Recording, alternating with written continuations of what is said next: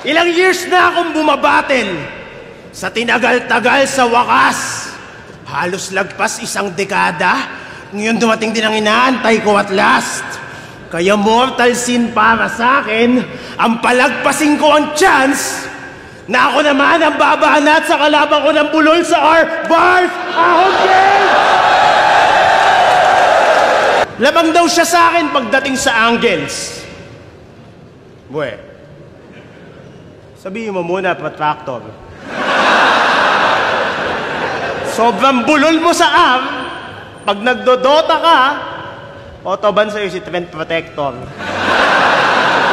Paano ako kakabahan sa mga rim at bara na nanggagaling sa yung boses eh, hindi mo nga kayang banggitin yung pariralang ang tatak ng relo ni Leroy ay Rolex? Pag ikaw dahil dyan sa katarantaduhan mo, ha?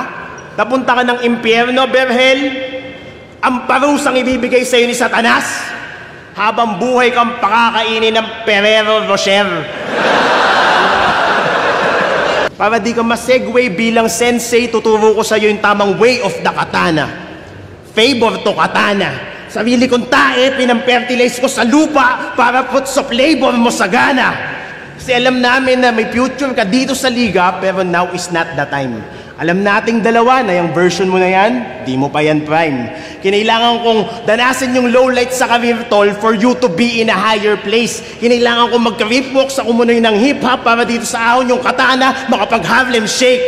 Kasi kahit madami akong talo sa battle, oo. Pero masaya ako makapagbigay inspirasyon sa mga rapper na may art defect.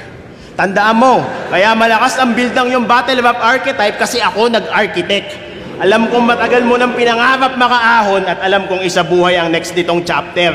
Kaya ako request tong battle na to para bago kumitil ng buhay yung katana sain ng master. Kasi ang mahirap sa malaki expectation sa'yo ng tao, ang kailangan mong ma-meet, malaki din. Kaya para di ka na mahirapan, based on experience, sasabihin ko sa'yo kailangan mong gawin. Huwag kang masyadong mag-adik, huwag kang mababaliw, at utang na loob, huwag kang tatamarin, huwag mo akong pakitaan ng kalibugan mo, katana, pakitaan mo ko ng talim. At kung manalo ka man sa laban na to, malamang ikaw ang unang talo na malugod kong tatanggapin kasi pag yung apprentice nalagpasan na yung master niya, ibig sabihin nagturo, magaling.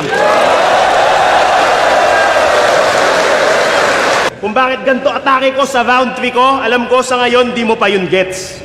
Pero tol, salamat kasi kahit paano, binigyan mo akong chance makapagbigay ng advice sa akin 20-year-old self.